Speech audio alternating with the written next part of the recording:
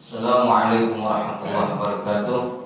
Ya Rabbi bil Mustafa balligh maqasidana waghfir lana ma madha wasi'al karami. Ya Rabbi bil Mustafa balligh maqasidana waghfir lana ma madha wasi'al karami. Muhammadun sayyidun kaunaini wa thaqalaini wal fariqaini min arabin wa min ajami. Ya Rabbi bil Mustafa balligh maqasidana waghfir lana ma madha ya wasi'al karami. Wal habib alladhi turja syafa'atuhu likulli hawlin minal ahwali muqtahami. Ya Rabbi bil Mustafa balligh maqasidana waghfir lana ma madha ya wasi'al karami. Al-Fatihah ila hadratin Nabil Mustafa sayyidina wa habibina syafi'ina wa maulana Muhammadin sallallahu alaihi wasallam wa azwajihi wa dhurriyyatihi wa li baiti. Al-Fatihah. Alhamdulillahi rabbil alamin arrahmanir rahim maliki yaumiddin iyyaka na'budu wa iyyaka nasta'in ihdinas siratal mustaqim siratal ladzina an'amta 'alaihim ghairil maghdubi 'alaihim waladdallin. Al-Fatihah li asatidatina wa asatidati asatidatina khususan Syekh Muhammad Nawab bin Umar Al-Bantani wa khususan Syekh Khalid bin Abdullah Al-Bangkan, Syekh Muhammad Nasim bin Asyar, khususan Syekh Muhammad Mas'ud wa khususan Kiai Haji Hasan Samsul, khususan Kiai Haji Muhammad bin Yamsar, Kiai Haji Mahfud Syafi'i, Kiai Haji Nuran Najabur wa khususan Kiai Haji Muhammad Dawamah Dajjal, Kiai Haji Zalqan bin Haji Mawlid, Kiai Samsul bin Haji Abdul Rahman wa khususan Kiai Haji Ahmad bin Abdul Rahman, khususan Kiai Haji Asbasir, khususan Kiai Haji Bakar bin Abdul Fatah wa khususan Kiai Haji Muhammad Abdul Malik Muhammad, khususan Kiai Haji Muhammad Syed bin Nasimin wa khususan Habib Mumdid bin Qatar Musawna wa Anam fi ulumi fiddin wal akhirati. Al-Fatihah. Alhamdulillah syaitanir rajim. Bismillahirrahmanirrahim. Alhamdulillahirabbil alamin arrahmanir rahim maliki yaumiddin iyyaka na'budu wa iyyaka nasta'in ihdinas siratal mustaqim siratal ladzina an'amta 'alaihim ghairil maghdubi 'alaihim waladdallin. Amin. Al-Fatihah. Dosen buat saudara-saudara kita, keluarga kita, jamaah kita yang sedang sakit, mudah-mudahan wasilah daripada membaca surat Al-Fatihah Allah angkat penyakitnya, Allah berikan kesehatan, Allah berikan kesembuhan dan dapat melaksanakan aktivitas sebagaimana sedia kala. Al-Fatihah.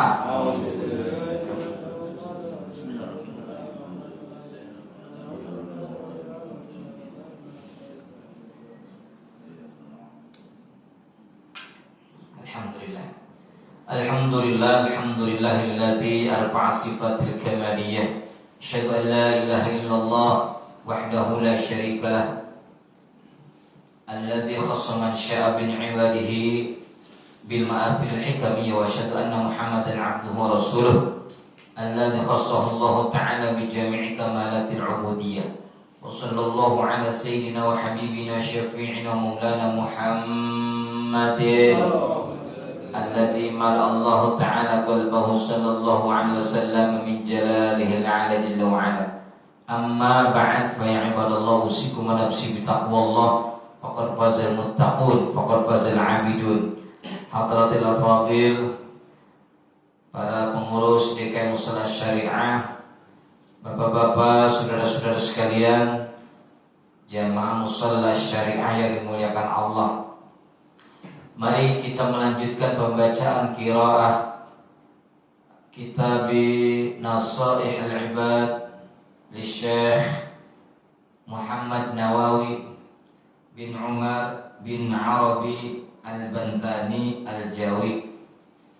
Ma ta'ala bi tuli hayatihim wa nafa'ana fi al-fidaraini amin.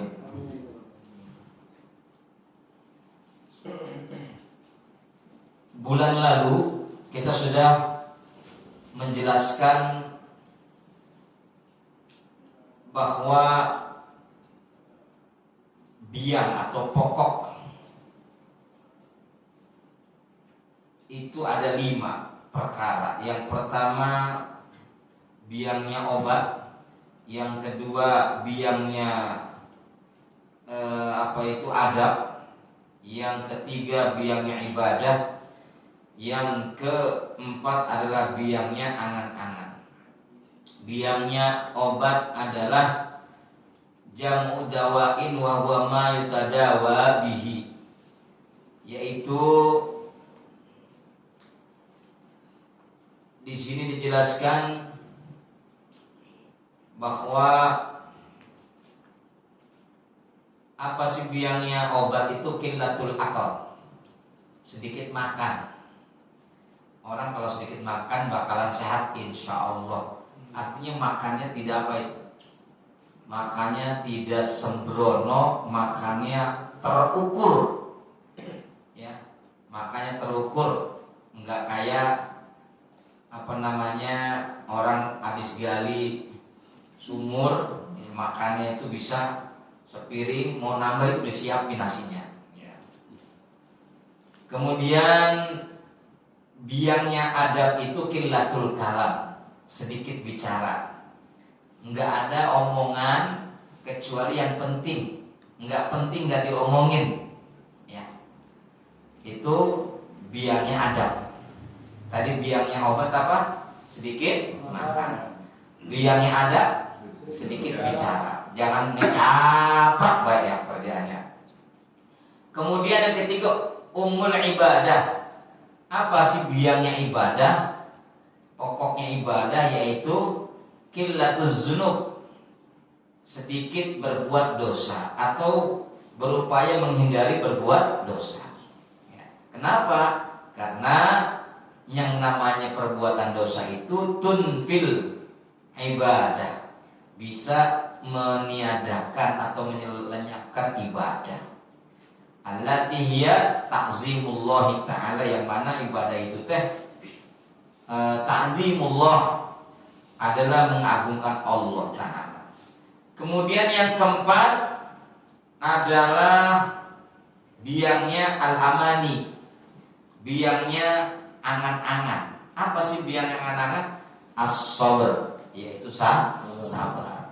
Orang kalau tukang angan-angan pasti dia kepengen ini, kepengen itu. Bagaimana cara mengatasinya? Ya sabar. Sabar. Baik, saudara sekalian, kita akan melanjutkan al-makhala as-samin, itu episode yang kemarin itu. Ya, episode yang kemarin. Sekarang kita melanjutkan episode yang sekarang.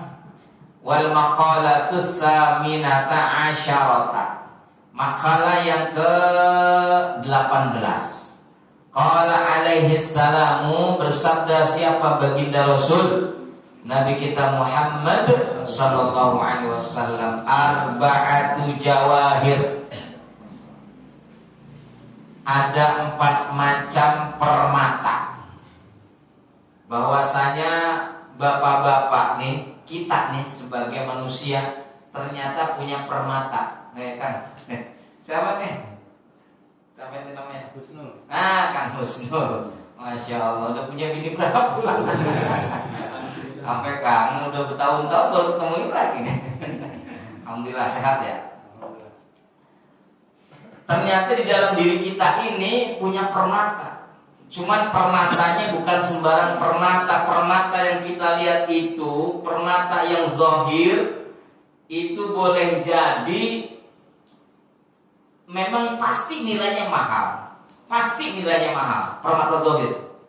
Dan itu banyak orang yang tidak mungkin memilikinya. Karena apa? Saking mahalnya dan saking sulitnya kita mencari itu yang namanya permata. Permata sama mutiara beda ya? Beda nggak? Beda. Kalau mutiara yang gimana? Yang di kerang atau di kerang ya? Di kerang hijau, di kerang apa itu? Kerang darah. Ya, itu mau dibawa. Nah, kalau permata ini tahu dari mana itu? Apa dari jenis batu apa? Batu ya, batu itu ya. Nah, apa maksudnya di sini? Wahya libasut tabi'ati, Yang dimaksud permata ada 4 di sini adalah libasut tabiati, pakaian watak, karakter manusia. Makanya karakter manusia itu diibaratkan seperti permata. Sesungguhnya tuh Pak, karakter yang sebenarnya manusia itu memiliki permata. Ada 4 permatanya. Kenapa dibilang permata? Jauhar, karena memang permata itu punya nilai yang nggak bisa diremehkan, nilai yang nggak bisa direndahkan, dan pastinya bakalan apa?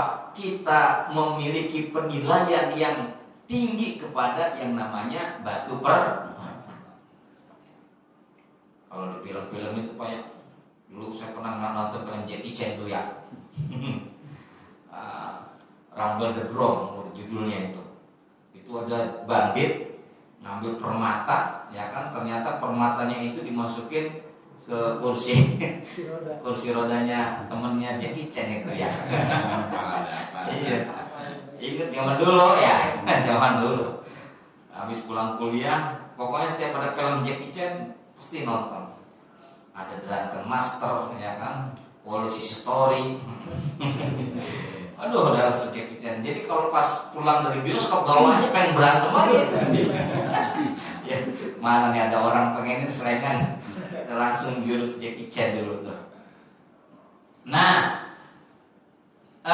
karakter atau tabiat, pakaian tabiat fi jismi bani Adam, di dalam tubuh manusia. Yusiluha arba'atu asya, yang boleh jadi 4 permata itu akan hilang dengan arba'atu asya, dengan 4 perkara. Emang apa sih 4 permata yang ada pada diri kita ini? Masya Allah Pak ya, nggak nyangka Pak, ini baginda Rasul yang mengkiaskan bahwasanya di diri kita ini mempunyai permata, dan permata itu adalah pemberian anugerah Allah yang sangat luar biasa yang pernah kita dapat. Ada nggak yang bisa membayangkan kira-kira permatanya apa yang ada pada diri kita? Apa kira-kira Pak? Ada nggak yang bisa kira-kira yang bisa apa namanya? Nebak? Apa kira-kira Kang Reddy? Cakep, akal. Ada lagi? Ada lagi? Akal, hati di sini nggak dimasuk. Kalau saya udah tahu kan saya udah baca. Oke ya. Nah, amal jawahir apa saja sih? Minas sifatil madmumah. Jadi permata yang ada pada diri kita yang merupakan anugerah Allah yang Allah berikan kepada kita, ini bisa hilang seketika. Yuziluha, bisa hilang seketika. Dengan apa? Arba'atu asya, dengan 4 perkara. Ada 4 permata, hilangnya juga dengan 4 perkara. 4 permata akan hilang dengan seketika dengan 4 perkara. Pertama 4 permata, lawannya 4 perkara. Nah, wa ammal jawahir, adapun permata-permata itu teh yang pertama fal aklu, akal. Apa maksudnya fal akal itu di sini teh? Wa huwa jauharun ruhaniyun, yaitu permata ruhani.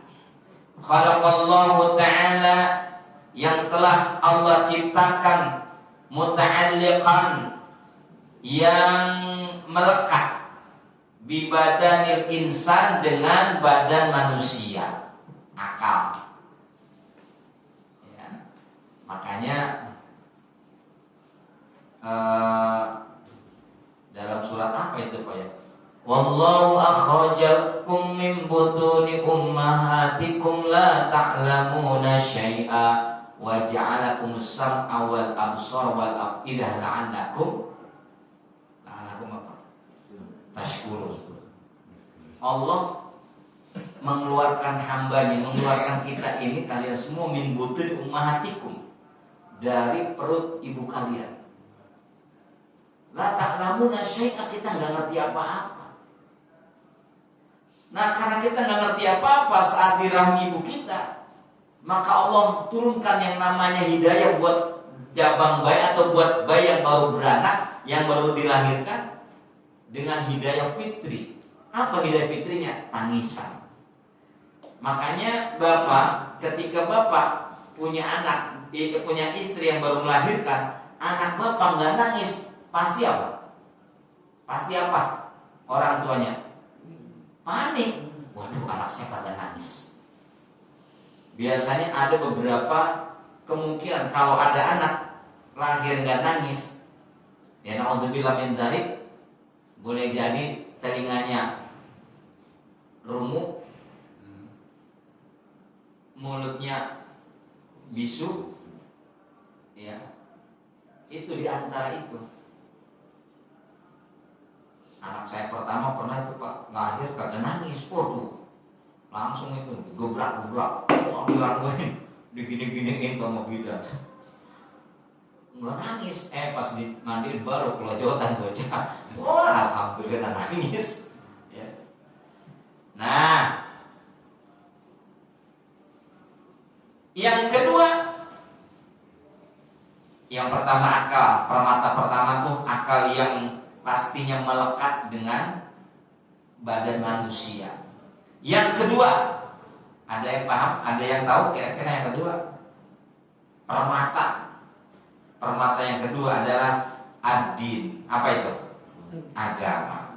Wa huwa ma yad'u ashabal uquli ila qabuli ma huwa minar rasuli sallallahu alaihi wasallam. Agama itu adalah ma yad'u, yang menyeru kepada ashabal uqul, kepada para orang-orang yang memiliki, yang mempunyai akal, ila qabuli, untuk dapat diterima ma huwa, apa-apa saja yang berada dari agama itu, minar rasuli, dari Rasul sallallahu alaihi wasallam. Jadi agama itu untuk orang yang berakal, ya. Sahibal akal, sahibal ukul. Nah, termasuk kita ini sahibal ukul. Yang ketiga apa Pak? Ada yang tahu kira-kira? Yang ketiga apa? Iman, nggak masuk. Ya. Yang ketiga adalah al-haya. Apa al-haya? Al-haya. Bukan hayatun, bukan, ini al-haya. Malu. Isin. Ya. Wal-haya adalah rasa malu. Rasa malu. Itu yang keberapa tadi tuh? Ya. Yang ketiga. Dan yang keempatnya adalah wal amalus sholih, amal sholih.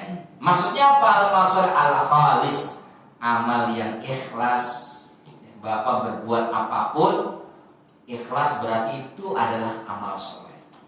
Bapak berbuat baik, berbuat amal sholih tapi enggak ikhlas, bukan menjadi kesolehan amal, tapi ketolehan amal. Ya, kan ada soleh, ada toleh. Ya. Nah, jadi yang pertama apa Pak? Permata kita itu akal, yang kedua agama, yang ketiga malu, dan yang keempat amal soleh. Ya. Ini Nabi yang mensinyalir bahwasanya Allah memberikan permata kepada semua hambanya dengan 4 permata. Fal-ghadabu. Nah, ada 4 perkara yang merusak, yang akan menghilangkan 4 permata itu. Apa yang pertama? Fal-ghadabu yuzilul akla. Apa yang pertama? Apa yang bisa menghilangkan akal? Apa? Marah atau emosi. Tuh Pak. Orang kalau udah marah walaupun dia pintar, orang kalau marah walaupun dia itu berilmu, orang kalau udah marah, udah emosi, pastinya apa?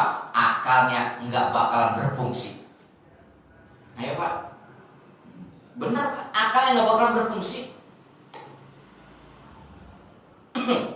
Coba beberapa waktu yang lalu pernah kita melihat ada seorang ibu atau seorang tua dengan murkanya melukai anaknya sendiri, anak bayi dibanting-banting. Coba kalau sudah marah, ini nggak bakal berfungsi. Makanya Bapak, kita kalau lagi emosi jangan dilayani Pak, jangan dilayani emosi kita, jangan. Kalau kita emosi langsung aja ke belakang, ke kamar mandi, ngambil air wudhu. Emosi itu kan unsurnya api, ya Pak ya, panas. Marah itu kan unsurnya api. Api itu matinya sama apa? Padamnya air, ya wudhu. Masih marah juga, wudhu lagi. Keluar kamar mandi masih marah juga, wudhu lagi. Keluar kamar masih marah juga, langsung nyemplung aja di kolam udah. Berendam udah, adem itu, ya. Tapi insya Allah setiap tetesan air wudhu itu kan bisa merontokkan daripada dosa-dosa kita. Insya Allah Pak, itu akan adem Pak.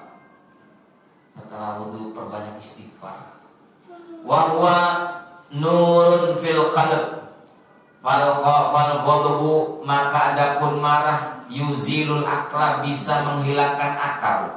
Wahwa nurun fil qalb, dan dia itu adalah cahaya fil qalb, di dalam hati, yu'rafu, yang dapat diketahui, bihil haqqu, antara yang hak dan yang batil. Akal itu Pak adalah cahaya hati. Akal ini bisa mengendalikan, seperti lagi nyupir, pengen belok ke kanan disenin dulu yang ke kanan, pengen belok kiri disenin dulu. Ini yang bekerja itu akal. Ya, yang bekerja itu akal. Bapak pernah nggak Pak, saat Bapak pulang kerja, mungkin pernah ya, tiba-tiba gang Bapak nih ya kelewat, pernah nggak? Udah jangan lagi orang datang tuh. Ya, kadang pikiran kemana-mana gitu kan, nggak tahu, waduh rumah saya kelewat. Sama, saya juga pernah begitu. Tuh ya Pak ya, jadi akal itu adalah nurun fil qalb, cahaya di dalam hati yang bisa mengetahui, dari akal ini bisa mengetahui mana yang hak dan mana yang batil, mana tai kotok, mana itu coklat. Tuh. Ya. Tapi ingat Pak, akal bisa kalah, akal bisa mati. Karena apa? Itu akan dihancurkan dengan yang namanya cinta. Betul nggak Pak? Benar. Cinta buta. Iya. Kalau udah cinta Pak, akal udah mau berfungsi Pak. Masya Allah ya, akal udah nggak bisa berfungsi udah. Ya. Nah, makanya Pak, itu di kitab-kitab Maulid Pak, itu semua adalah bahasa cinta semua Pak. Di kitab-kitab Maulid itu, anta syamsun anta badrun, engkau laksana matahari, engkau laksana rembulan. Itu kan bahasa cinta. Sejak kapan ente bisa melihat wajahnya Nabi seperti matahari, seperti rembulan? Ya. Padahal itu adalah bahasa majaz. Ya, bahasa majaz, bahasa kiasan. Ya. Banyak bahasa-bahasa cinta itu di kitab-kitab Maulid, sehingga akal kita ini udah gak berfungsi. Karena saking cintanya kita, apapun kita terambas. Ya. Kenapa orang-orang pada punya cita-cita, ngimpi dan punya cita-cita kuat, kepengen ke tanah suci? Salah satunya kepengen ketemu sama baginda Rasul. Kenapa? Cinta. Rasa cinta. Nah, yang berikutnya, waruya annahu sallallahu alaihi wasallam, diriwayatkan bahwasanya baginda Rasul Nabi kita Muhammad sallallahu alaihi wasallam qala, bersabda, nasihatin kepada sahabatnya, ya Muawiyah, wahai Muawiyah, iyyaka wal ghadab, fa innal ghadaba tufsidul iman kama yufsidus sabr atau kama yufsidus sabiru al asala. Ya Muawiyah, wahai Muawiyah, iyyaka, takutlah ente, wal ghadab, dengan sikap atau dengan sifat marah. Fa innal ghadaba, karena sesungguhnya perbuatan marah itu atau sikap marah itu tufsidul imana, bisa merusak keimanan. Kama yufsidus sabr atau kama yufsidus sabiru al asal, seperti merusaknya rasa pahit kepada manisnya madu. Jadi Pak, Nabi beri nasihat kepada Muawiyah, ente jangan marah-marah baik. Nabi sampai menasihati seperti itu, jangan marah-marah. Iya kan, wal ghadab, takutlah engkau dengan sikap marah. Karena itu tadi, karena kalau udah marah nggak bisa berfungsi, Pak. Akal nggak akan berfungsi. Nah, kemudian rawahu al-Baihaqi, wal hasadu, dan sifat dengki. Wal hasadu, dan sifat dengki, wa huwa tamanni zawali ni'matil ghair. Adapun yang kedua, perkara yang kedua adalah al-hasad. Apa itu hasad? Hasud alias dengki. Apa yang dimaksud dengan dengki? Wa huwa tamanni zawali ni'matil ghairi, yaitu berharap atau punya ngarep-ngarep hilangnya kenikmatan seseorang. Ya, berupaya dia kepengen banget ada seseorang yang memiliki kenikmatan, dia nyumpahin, mudah-mudahan loh, mudah-mudahan terjerumus, mudah-mudahan miskin, mudah-mudahan susah hidup loh, gitu loh kira-kira. Melihat tetangganya hidupnya senang, dia senang, kesal, bawaannya selalu berharap, orang yang dengki ini selalu berharap rugi yang akan dialami oleh orang yang mendapatkan kenikmatan. Itu orang dengki kayak begitu, Pak. Orang dengki itu, Pak, hidupnya itu nggak bebas, Pak, terkekang, kayaknya seperti apa ya, tersiksa, Pak, tersiksa. Orang dengki tersiksa hidupnya, perasaannya tersiksa, pikirannya terganggu, hatinya semakin kotor, Ada kelompok-kelompok tertentu yang sampai sekarang masih benci banget sama pemerintah misalnya. Benci yang nggak apa-apa ketika kemungkaran, ada kemungkaran, itu hal yang yang tidak jelek. Ada kemungkaran kita benci, itu namanya kemungkaran kita benci. Berarti bencinya bukan karena nafsu, tapi benci karena Allah. Sampai memfitnah, sampai mencaci maki karena saking bencinya. Masya Allah. Nah, ini juga berkaitan dengan sikap atau unsur yang dimiliki oleh orang al-hasad, hasud. Benernya aja salah, apalagi salahnya. Masya Allah. Ya. Nah, dah. Ada bencana misalnya. Ada bencana, Pak, yang namanya bencana itu semua ma asaba min musibatin fa min Allah. Semua yang terjadi ini semua qadarullah, karena Allah. Yang harus kita pahami, kita jangan pernah langsung mengambil sikap berburuk sangka. Kita bisa bayangkan, misalnya sekarang di Cianjur sampai sekarang kehidupannya masih susah, Pak. Iya, biar aja itu makan tempat begini begitu. Janganlah kita berbicara itunya, Pak. Sekarang yang kita bicarakan ini adalah sifat rahmat kita. Allah itu Maha Rahman, Maha Kasih Sayang. Maha Kasih Sayang. Nah sekarang janganlah kita terbelenggu dengan pemikiran-pemikiran yang bisa merusak daripada hati kita.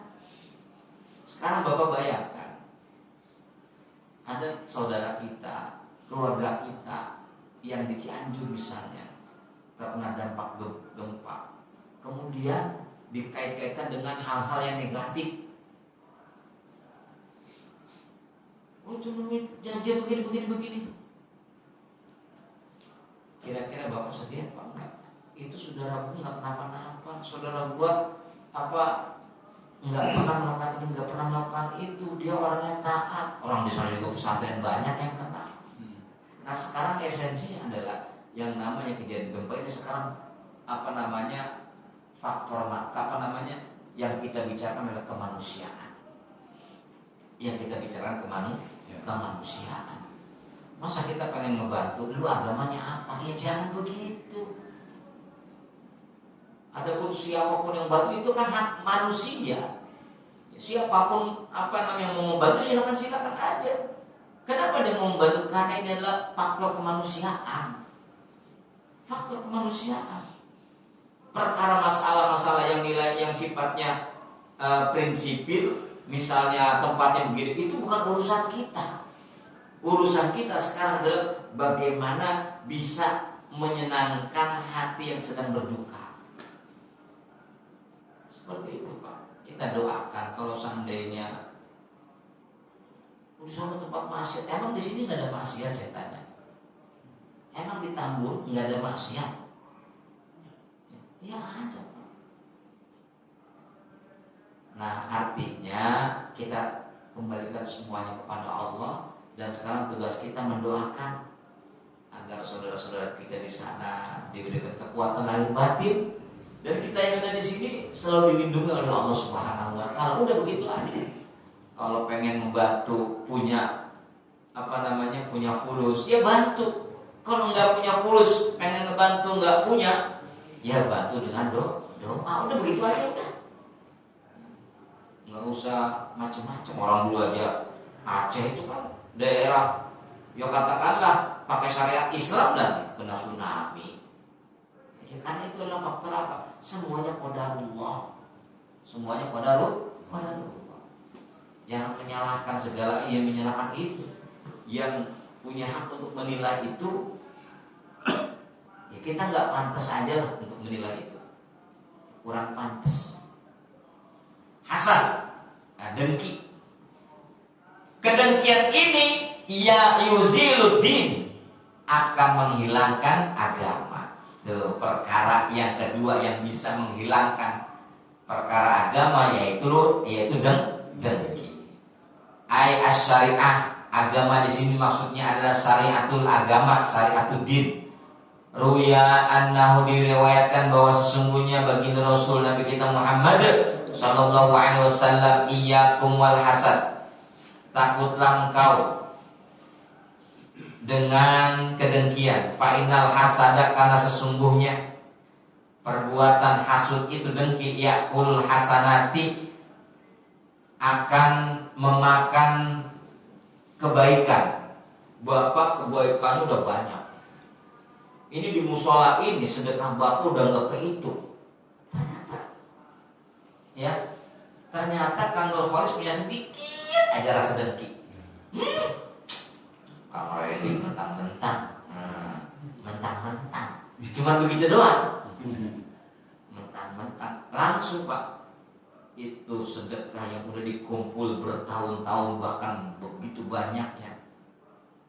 Tak kulu dia kulul hasanat, bisa menghilangkan kebaikan yang sudah kita bangun. Masya Allah. Nabi yang bicara begitu Pak. Jangan ada kedengkian Pak, jangan. Ngeri Pak.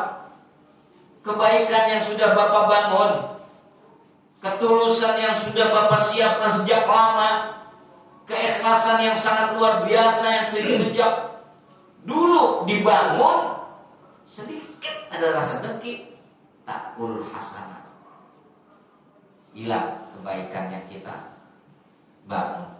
Kama takul naru al-haqaba, seperti layaknya takul nar, memakan api, al-haqaba akan kayu. Seperti maksudnya seperti api membakar kayu, seperti itu. Rawahu Abu Dawud. Nah, Bapak dan saudara sekalian, qala syairu min bahril mutaqarrib, berkata syair dari bahar mutaqarrib, ala kullu wala kull liman bata li hasidan atadri liman asak tal adaba, atau asak tal adaba. Ala ingatlah kulliman batali hasidan, ingatlah, ala ingatlah, katakan kepada orang yang memiliki hasud, atau dari liman asak ta'al adab. Tahukah kamu liman asak ta'al adab, kepada siapa engkau telah berbuat buruk, berbuat salah. Asa ta'alallahi fi fi'lihi, engkau telah berbuat salah, telah berbuat jelek kepada Allah Subhanahu wa ta'ala, fi fi'li, dalam perbuatannya. Idza anta la tardo, jika engkau tidak menyukainya, li kepadaku ma wahaba, pada apa-apa yang telah aku berikan, fajazaka rabbi, niscaya Tuhanku akan membalaskan kepada kamu, bi'an zadani, dengan menambahkan nikmat kepadaku, wasadda alaika wujuhat talab, dan Allah akan menutup kepadamu wujuhat talab, berbagai jalan, dengan berbagai jalan permintaan. Tuh Pak, kalau Bapak dengki sama-sama seseorang, ya, apalagi sampai ngomongin kejelekannya, itu nanti akan berbalik kepada diri sendiri. Dan orang yang kita berbuat dengki, dia akan mendapatkan apa itu? Akan mendapat pengampunan dosanya. Ya, semakin dengki, semakin kita mendapat peluang dosa. Semakin kita dengki kepada Kang Jena semakin dapat banyak pahala. Karena apa? Kebaikan-kebaikan yang ada di diri kita itu langsung otomatis lari ke Kang Jena. Jangan dengki, makanya Pak. Sama aja kita lagi meludah ke atas, kembali kemana Pak? Iya itu. Ya. Nah, Bapak dan saudara sekalian, yang ketiga, toma. At-toma ay rabbatu fi syai'in, atau fi syai'i, yakni menyukai pada sesuatu. Toma ini tamak, rakus, serakah. Menyukai sesuatu ini tapi kebablasan, senangnya sehingga dia memiliki sifat tamak, serakah. Yuzilul haya, tamak ini akan menghilangkan apa Pak? Terakhir apa tuh? Yang nomor 3. Yang nomor 3. Malu. Akan jadi orang kalau udah serakah nggak punya rasa malu Pak. Lagi maulid makan nasi kebuli, satu nafas sendiri Pak. Satu nafas sendiri, temannya aduh sosok. Ini buat Habib. Padahal buat deweknya. Udah nggak ada lagi urat malunya, udah nggak ada. Udah nggak ada urat malu lagi. Nah kalau kita sudah nggak punya rasa malu lagi, masya Allah, karena serakah, ini bisa bahaya Pak. Yang keempat, wal ghibatu tuzilu al-amal as-salih.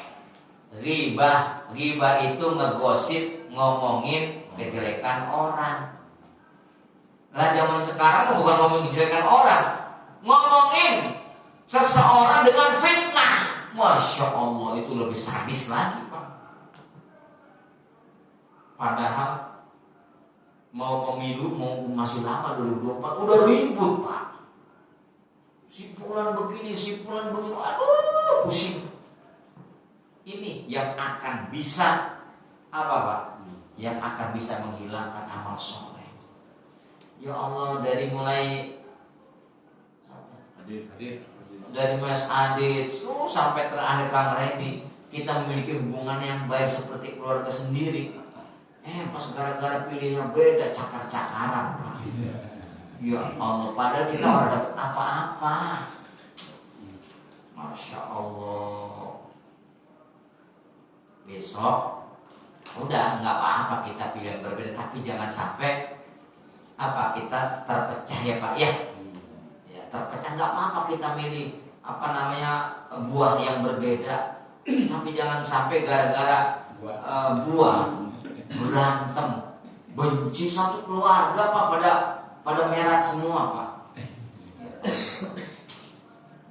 Jadi seolah-olah dia merasa paling benar. Jangan. Udah kita doakan pokoknya negeri kita yang indah ini selalu Allah jaga, selalu Allah lindungi dari hal-hal yang buruk. Ya, ini yang kita harapkan. Nggak apa-apa kita berdemokrasi, nggak apa-apa, yang penting lisan kita, hati kita, akal kita jangan sampai rusak. Jangan sampai rusak, Pak ya.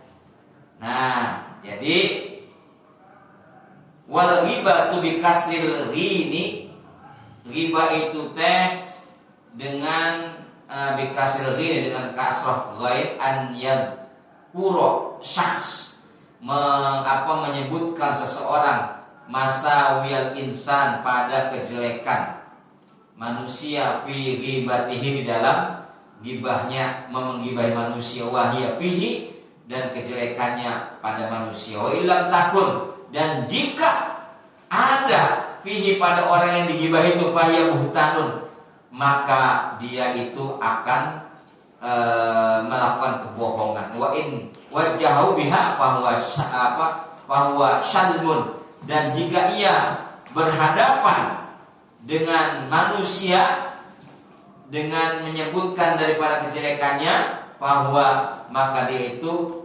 syatmun, namaya, atau mencaci maki. Jadi syatmun. Jadi kalau dia yang namanya ghibah itu ngomongin kejelekan orang tanpa ada orangnya. Tapi kalau di hadapan orangnya itu bukan ghibah lagi, namanya syatam. Syatam itu mencaci maki. Mencaci maki. Bahaya kalau ghibah, Pak. Ngeri, bahaya. Nah, Bapak dan saudara sekalian, inilah mutiara. Mutiara yang pertama buat manusia apa tadi? Akal. Allah menciptakan manusia dikasih akal. Tapi Allah juga menciptakan manusia dikasih yang namanya nafsu. Coba kita apa nggak dikasih nafsu? Ayo. Kita nggak bakalan boleh jadi cuman akal dong tapi nggak punya nafsu. Enak apa nggak Pak? Kagak. Allah menciptakan binatang dikasih apa? Nafsu, tapi dikasih akal nggak? Enggak. Allah menciptakan malaikat dikasih akal, nafsu? Enggak. Tuh Pak, manusia yang sempurna Pak. Ya. Apa kata Allah? Laqad khalaqnal insana fi ahsani taqwim. Sungguh Allah telah menciptakan manusia dengan sebaik-baiknya bentuk. Allah kasih akal dan nafsu. Masya Allah Pak. Malaikat gak punya nafsu. Makanya malaikat gak punya nafsu, disuruh pegang trompet begini aja udah. Malaikat Israfil begini aja. Coba kalau dikasih nafsu, lah ngantuk bisa malaikat. Malaikat Israfil lagi begini, ngantuk. Habis kita Pak. Kenapa malaikat nggak ngantuk? Ya karena emang nggak punya nafsu. Tuh Pak, malaikat nggak punya nafsu, malaikat tidak berkelamin. Ya. Coba kalau malaikat punya nafsu, masya Allah, ya. Bahkan malaikat kan bisa ngelihat tanpa dilihat orang. Coba kalau seandainya ke kampung, ya banyak emak malah pada nyuci kebenaran dilihatin malaikat. Ya, iya, bagus nih, ya. Masih nggak jadi malaikat. Ya Allah, saya pengen punya nafsu, tapi kayak pengen punya jadi kayak malaikat bisa ngilang ya Allah. Waduh, enak banget itu. Masya Allah, bisa-bisa setiap hari nyari rumah janda. Alhamdulillah. Allah menciptakan manusia dengan kesempurnaannya. Allah berikan manusia dengan akal dan nafsu. Kemudian Allah ciptakan yang namanya malaikat. Allah kasih akal tanpa dikasih nafsu. Allah ciptakan hewan binatang cuma dikasih nafsu tanpa dikasih akal. Makanya kalau yang namanya binatang mau ngapain dia orang apa? Kenapa? Karena emang nggak punya akal. Tapi insting binatang itu kadang-kadang lebih cerdas daripada manusia. Monyet, ayo suruh jungkir balik dia. Padahal kodratnya dia itu nggak bisa jungkir balik. Kodratnya dia itu nggak bisa mikul. Kodratnya dia nggak bisa naik motor. Tuh, ayo. Sekarang pikir, bapak baru lahir, bisa jalan nggak? Nggak bisa jalan. Atau bapak pas bisa jalan bisa naik sepeda nggak? Nggak bisa. Monyet diajarin bisa, Pak. Tuh, intinya lebih tinggi. Codot. Codot punya akal nggak? Nggak punya, tapi dia pinter. Mana mangga yang manis? Ayo, kita beli mangga, kelihatannya manis pasti. Ya Allah, kurang ajar tukang mangga. Katanya manis, kurang ajar tukang mangga tuh, Pak. Itulah masing-masing Allah kasih maziyah, masing keistimewaan. Makanya tetap kita bersyukur kepada Allah dengan kesempurnaannya. Kita dikasih akal, pikiran, kemudian nafsu. Setan, iblis. Itu bagaimana setan iblis? Setan diciptakan oleh Allah memiliki nafsu sehingga sepanjang hidupnya ia selalu durhaka kepada Allah, mengingkari kenikmatannya, tidak mentaati akan perintahnya, hingga berani melawan kehendaknya. Di samping tersesat, setan juga selalu ingin menyesatkan dan menggoda manusia dengan upaya yang kuat. Bener, Pak. Makanya Pak kalau pengen jadi orang hebat kayak setan, Pak. Bener harus jadi kayak setan. Apa? Perjuangannya. Berapa banyak orang yang berhasil di kalangan sama setan? Kenapa? Karena perjuangannya untuk bisa mempengaruhi dirinya sehingga dia mengikuti langkah setan. Kita boleh nyentuh setan, Pak. Apa? Perjuangannya. Waduh, saya malas banget. Harus berjuang, Pak. Bagaimana ini caranya masyarakat perumahan Gria Syariah ini kalau pengajian ngebludak sampai keluar-luar. Terus berjuang, Pak. Ya, sampai speakernya salonnya rusak, ganti yang baru. Sampai mic yang gak enak, beli yang baru. Tuh, itu upaya. Kalau setan kan cuma bedanya kita kalah pinter, Pak. Kalau setan kan pinternya kan ngiming-ngimingin. Ya, ngiming-ngimingin. Ya kan kalau kita bapak-bapak, ibu-ibu warga perumahan Gria Syariah ayo ngaji nih. Yang ngaji nanti dapat duit 1 juta. Pasti tuh, Pak. Iya. Asal udah sampai di sini, Pak. Asal udah sampai di sini. Masya Allah. Silakan daftar sama Pak RW, sama Pak RT yang mau ngaji karena persediaan terbatas. Wah. Yakin itu, Pak. Nah, setan itu, Pak, begitu, Pak. Pokoknya enak dah. Ente begini pasti enak dah. Ya. Yang biasanya nggak bangun malam, Pak. Ada Prancis Inggris, ente kan jagoannya kan Prancis. Rugi ente nggak bangun. Ya.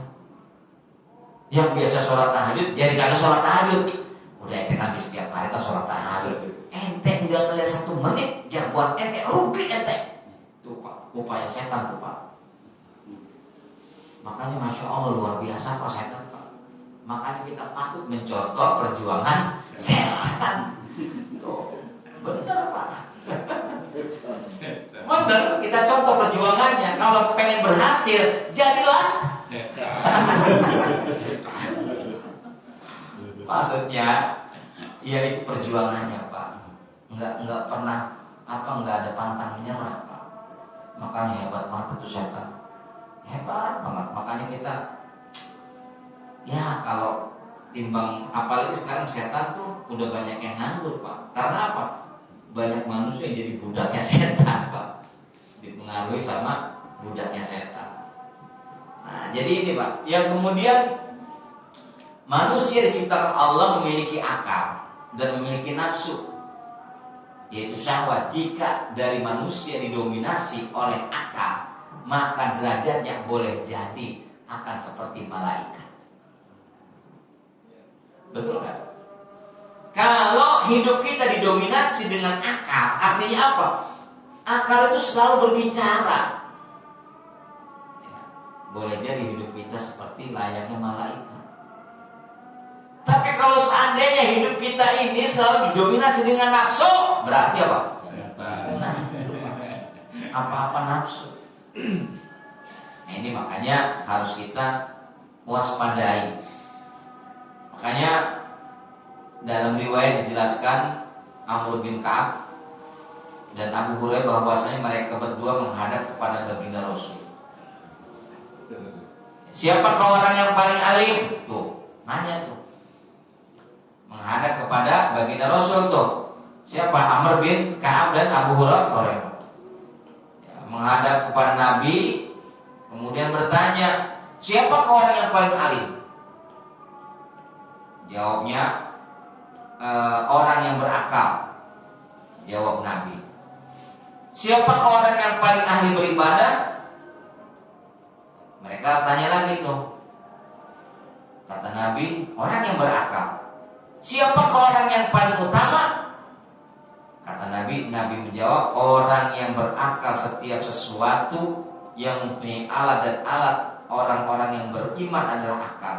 Setiap kaum memiliki puncak, dan puncak para hamba Allah adalah akal. Jadi siapakah orang yang paling alim? Nabi menjawab apa? Orang yang berakal. Siapakah orang yang paling ahli ibadah? Yaitu apa? Orang yang berakal lagi baik. Ya kan? Kemudian siapa orang yang paling utama? Jawabnya Nabi, orang yang berakal. Orang yang ahli ibadah. Kenapa dia dikatakan orang yang berakal? Benar Pak. Karena akal berfungsi. Inna fi khalqis samawati wal ardi wa ikhtilafil laili wan nahari la ayatin li ulil albab. Inna fi khalqis samawati wal ardi, sesungguhnya dalam penciptaan langit dan bumi itu ya, itu terdapat tanda-tanda kebesaran Allah bagi orang-orang yang berakal. Siapa orang-orang yang ulil albab? Alladzina yadhkurunallaha qiyaman. Mereka orang yang senantiasa zikir, baik dalam keadaan berdiri dia zikir, qiyam wa qu'uda, maupun dalam keadaan duduk kayak begini nih berzikir. Wa qu'uda wa ala junubin, termasuk saat dia sedang berbaring enggak lepas dari berzikir. Wa yatafakkaruna fi khalqis samawati, dan senantiasa sangat rajin mentafakuri ciptaan Allah. Itu orang yang berakal.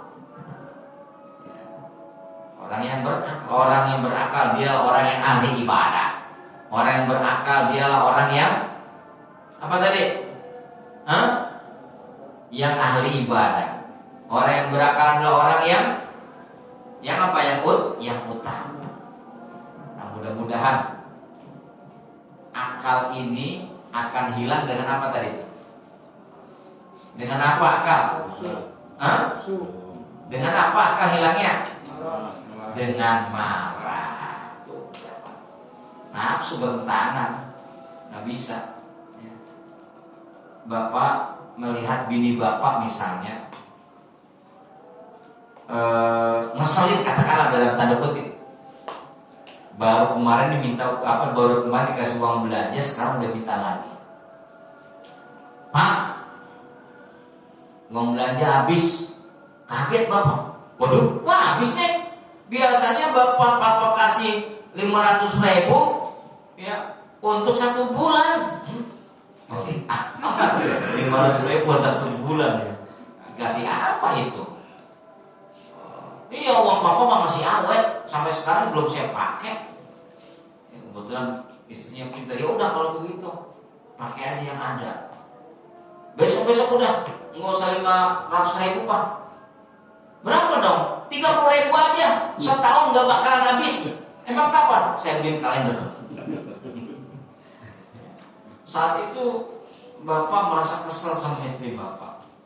Kalau akal nggak main Pak, udah jadi tuh Pak. Jadi perang dunia ke-30. Piring lempar, dandang lempar. Masya Allah, dasar lelaki. Bini apa ngomong gitu? Dasar lelaki. Cuman modal segitiga sama laki sama isinya dulu belagu loh Pak. Udah. Kalau laki udah dibilang begitu, kayak kucing disiram Pak. Ya Allah. Makanya ini akal betul-betul bagaimana bisa sehat. Itu tadi Pak, kata surat Al-Quran itu ya. Alladzina yadhkurunallaha qiyaman wa qu'udan wa 'ala junubihim wa yatafakkaruna fi khalqis samawati wal ardh. Itu Pak kerjaan orang-orang yang berakal. Jangan sampai nafsu ghadab ini masuk kepada diri kita karena akan bisa merusak akal. Mudah-mudahan kita pada sehat semua ya Pak ya. Amin. Nah, jangan sampai ada nasi akal sehat. Itu juga selalu ini juga Pak. Kadang ngomong, itu bicara pakai akal sehat dong. Ya jangan begitu juga lah. Sama aja merendahkan seseorang. Ya sudah biasa-biasa saja lah. Ya. Mudah-mudahan 4 permata ini akan bisa kita jaga. Mudah-mudahan 4 perkara yang merusak daripada 4 permata ini akan dijauhkan oleh Allah Subhanahu wa taala dari diri kita. Subhanakallahumma bihamdika asyhadu an la ilaha illa anta astaghfiruka wa atubu ilaik. Mohon maaf, wassalamualaikum warahmatullahi wabarakatuh.